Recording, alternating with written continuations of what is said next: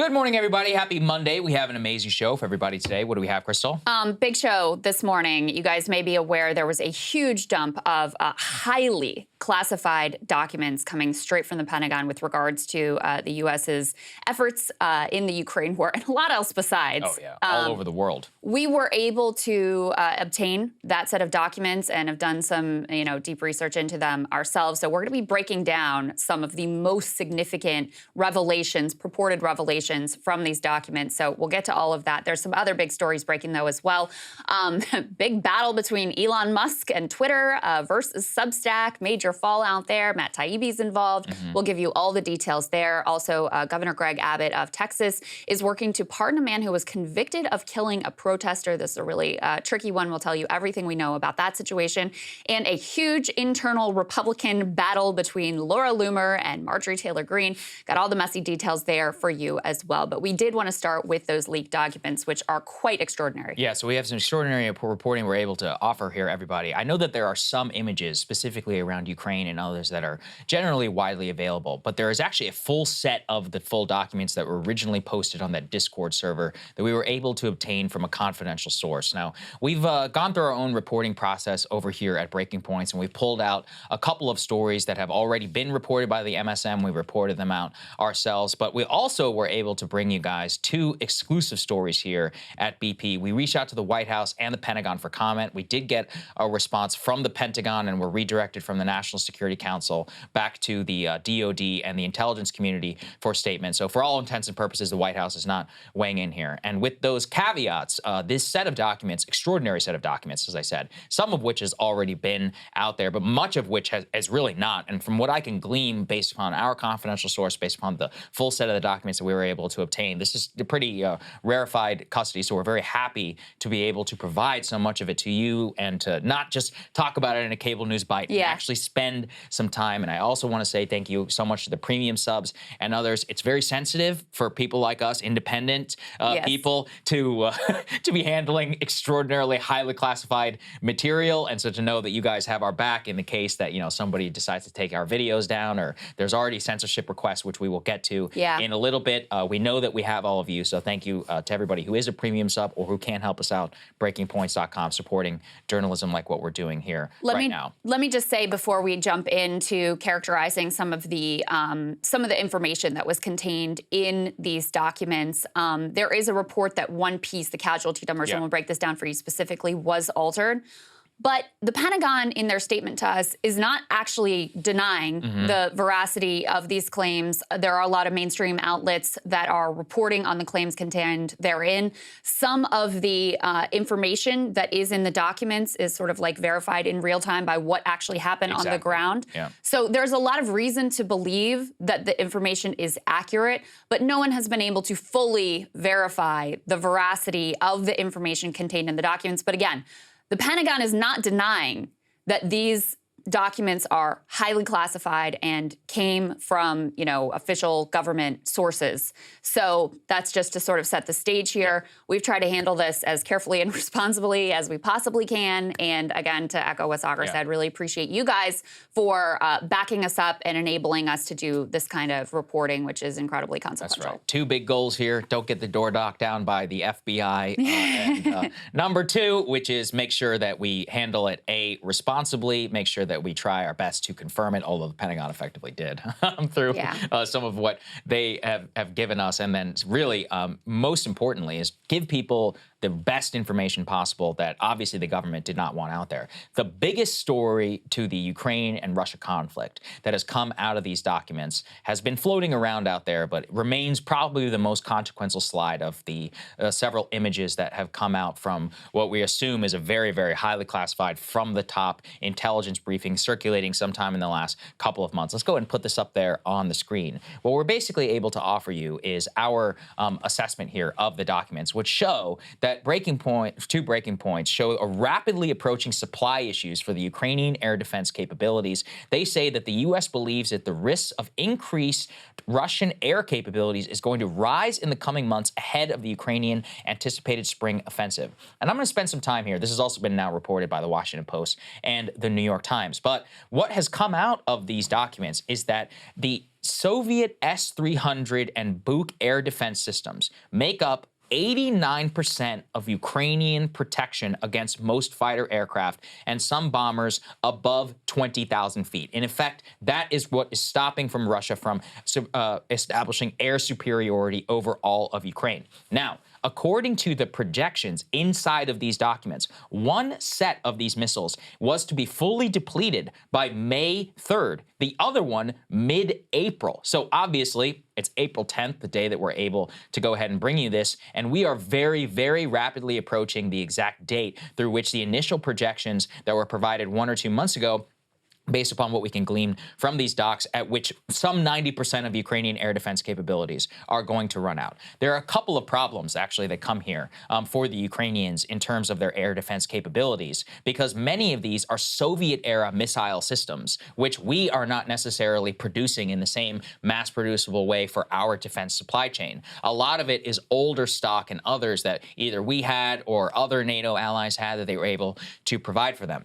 Included in the slide, actually, is an area called risks. And in the risks, what they talk about are the increased amount of Russian capabilities, the lesser reliance now on Iranian-made Shahed on basically drones, and also the ability for them not necessarily to establish full air superiority, but move more in the direction of being able to strike Ukrainian infrastructure targets. So really what we can glean, not only from the slide, which is basically out there, but there are a couple of other slides in there where they discuss this, is that the precarious situation for the conflict is much more, I think, than any of us were ever led to believe, on two fronts. Number one, obviously, the U.S. has been lying to us. But the crazy part that really comes out of these docs is how much, Krystal, we are spying on the Ukrainians, because it is very clear that they are not giving us the full explanation. Right. In fact, in many of the assessments and others, they're specifically referencing information, stockpile numbers, and others that we are gaining through confidential informants and through spying purposes, not from notification, because it appears the Ukrainians don't really want us to know what their supply rate is. To the extent that until they're like, hey, give us more. And then really second, they don't really want us to know how bad things got. In one point, which we will discuss in Bakhmut, they came down to a single supply line road that they had an entire briefing saying that we are very close to full encirclement by Russian forces. Obviously, that didn't happen because it was a couple of months ago, but it just shows you that there are things are hanging by a thread there to a degree which both the Ukrainians and the U.S. are not telling the American people about. There's a lot to say about this. First of all, some of the picture that emerges from these documents has been hinted at in previous news reports. So we had some previous news reports that were like, yeah, the ammunition situation, like they're really running through a lot of ammo and specific concerns about the air defenses. We had no idea that it was this dire of a situation where, like, you're going to be out of these sorts of air defense projectiles by mid-April and early May, a time frame which is right upon us now. So that is a stunning revelation. Another thing that comes out of taking a look at these documents is, again, something that had been hinted at in the past, which is that we actually have, in some ways, better capability to understand, I'm talking about the U.S. government, to understand what's going on with the Russian side because of decades and decades of development of spying capabilities with regard to Russia, than we do with our own Ukrainian allies, who, of course, we have, supported to the hilt and sent them all sorts of, expensive weaponry and continue to escalate what we're willing to send them. And in many ways, we have no idea what is going on with them. So we're trying to develop in real time, it would appear, our own confidential sources and informants to be able to spy on our own Ukrainian allies, because they have not been upfront. And let me say also, I'm glad we have this picture that's emerging, because I personally think the more information we have about this war effort, the better. But there's also no doubt that if the Ukrainians have been reluctant in the past to share with the U.S. about what they're up to, they're going to be even more reluctant now, because they're going to say, what, anything we tell you is likely to end up on a Discord server and, being shared on Russian Telegram channels. So yeah, we're going to stand by our position of basically not really telling you what exactly is going on.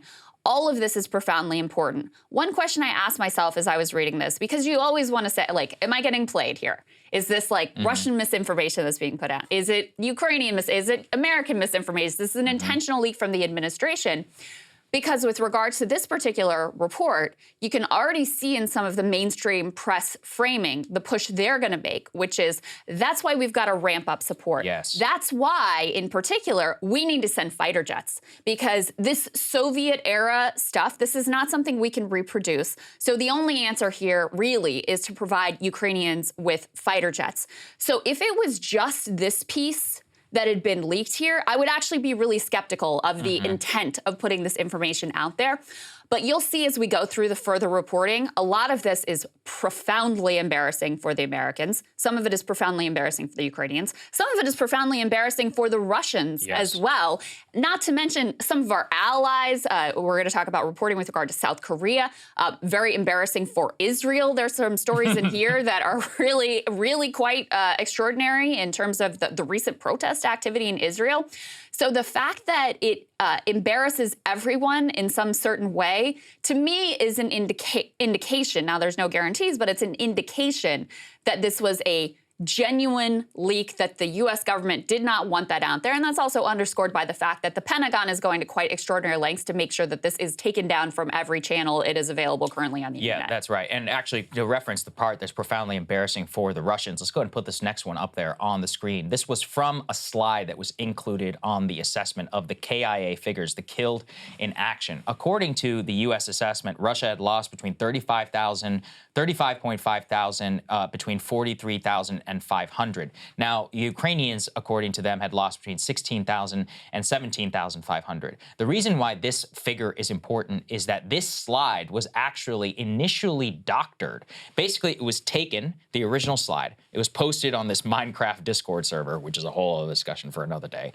Then that slide was repurposed by Russian propagandists on Telegram, who actually photoshopped the figure to lessen the number of Russian KIA who were killed and to inflate the Ukrainian number. The original figure, based upon the docs, which we have, which are the originals themselves, show between 35,000 and 43,000 KIA. I mean, obviously, that is a gigantic number. I mean, the U.S. lost some 50-something thousand troops in all of Vietnam. And in fact, I mean, if you compare that to some of their past wars, you know, especially since World War II, there's no hiding, you know, that amount of dead people. If we think back to Afghanistan, one of the initial triggers against for the collapse of the Soviet Union was lack of faith in the Soviet system by the Russian people, as more and more of them were not allowed to publicize the deaths of their sons and their uncles who were being killed in Afghanistan, not being allowed to publicly grieve. They've tried to get away around that somewhat by celebrating these guys as heroes. But of course, they are being subjected to a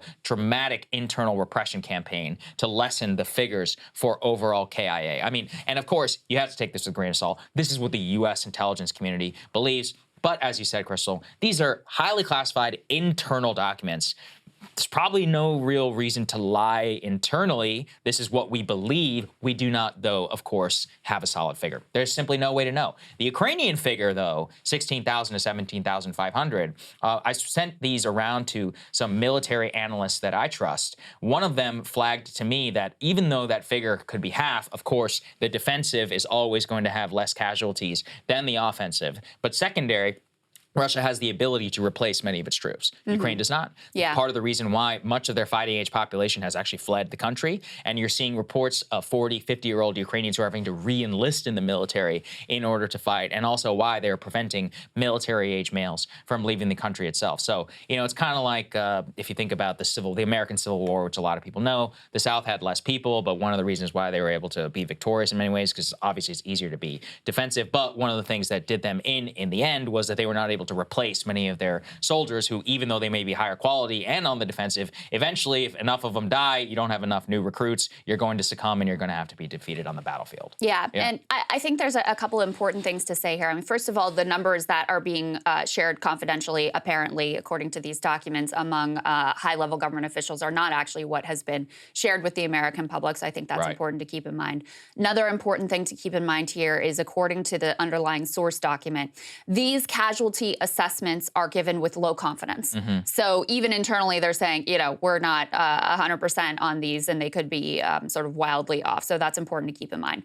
The other piece that I wanted to underscore here with regards to what you're originally setting up, Saagar, that these numbers were doctored and then I believe shared on Telegram, the doctored numbers. That actually happened a significant time, maybe a month after the initial leak to that Discord server occurred. And it also is important to note in terms of us trying to gauge the accuracy of the information contained in all of these documents, which again, we have not been able to confirm, is that this is the only error that has been reported thus far. It's the only thing that the Pentagon is pointing reporters to.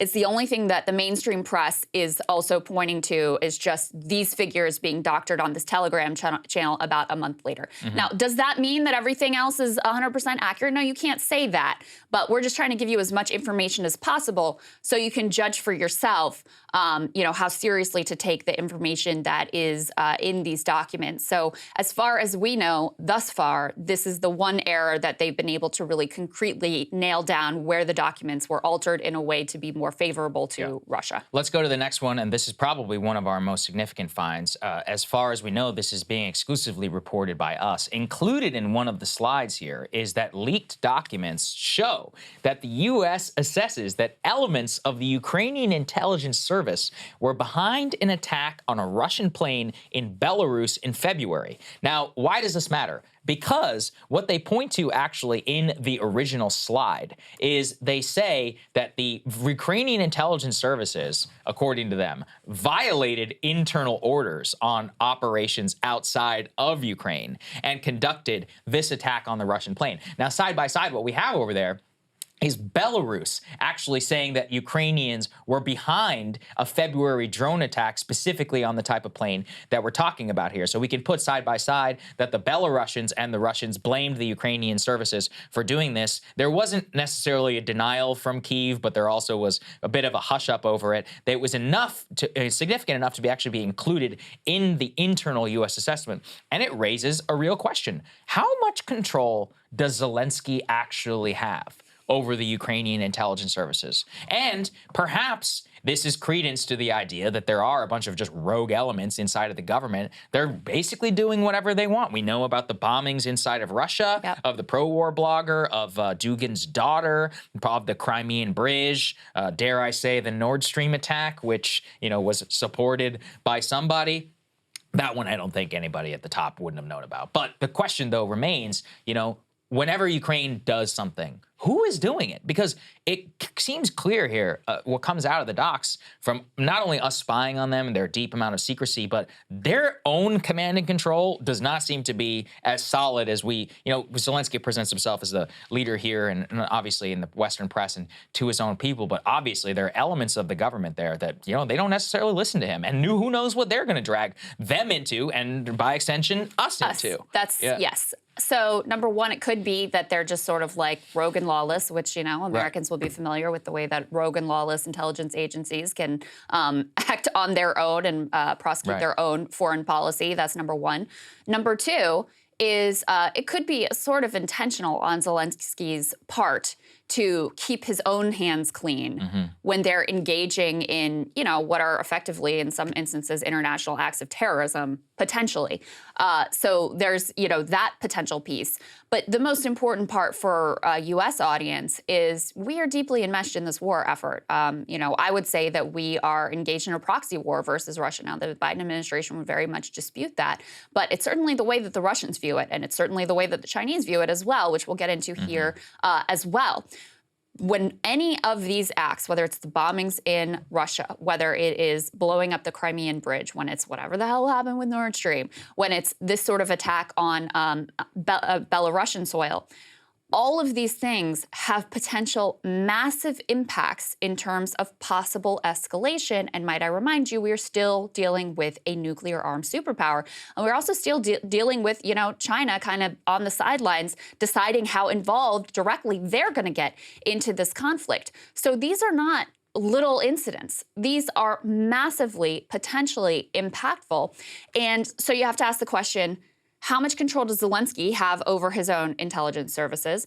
And, if Zelensky doesn't even have control of them, forget about us having any say or even advanced visibility into what they're planning and what they're going to actually engage in. Right. So this is an extraordinary revelation. And I also think it is very telling that this isn't a piece that has been picked up widely in the Western press yet, because it's very unflattering for our own involvement and the way that we have involved ourselves in this conflict. I want to read from one particular slide here, which I referenced before, about the U.S. assessment of the ongoing campaign. They say that Russia's grinding campaign of attrition in the Donbass region is likely heading towards a stalemate, thwarting Moscow's goal to recapture the entire region in 2023. Now, that's what the mainstream media went with. But here's the part where it comes clear to all of us that we're able to draw the conclusion that we're spying on the Ukrainians.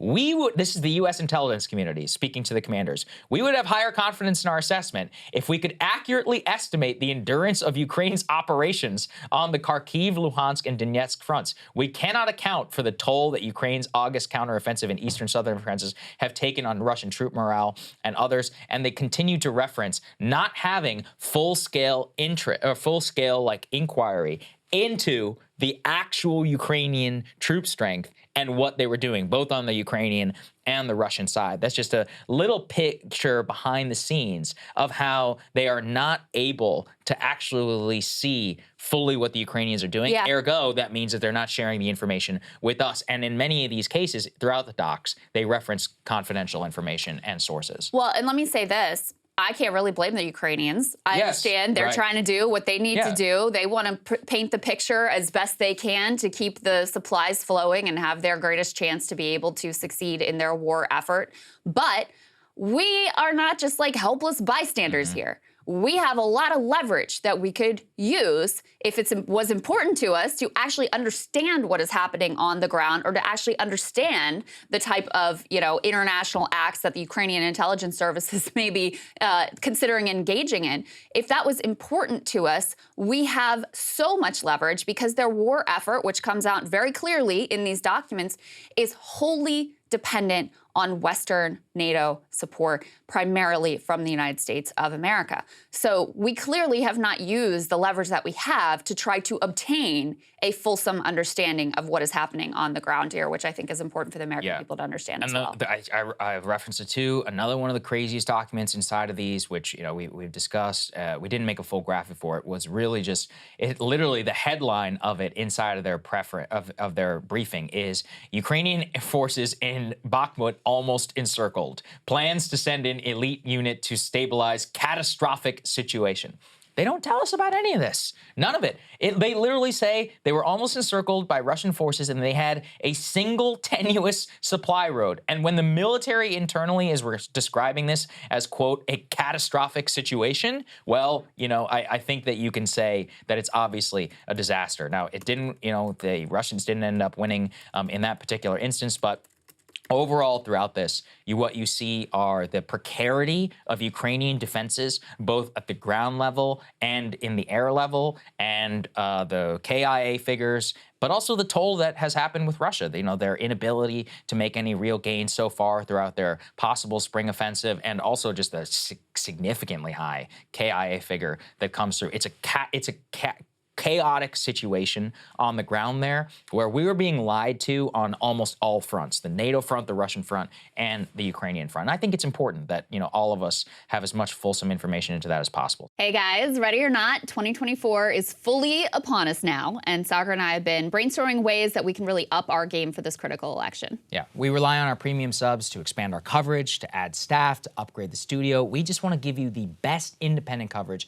of this election, which is possible. So if you can help us out, become a premium subscriber today, breakingpoints.com, or the link is down here in the description video. It really means the world to us. And if you like what we're all about, this is the best possible way to keep us 100% independent, working only for you.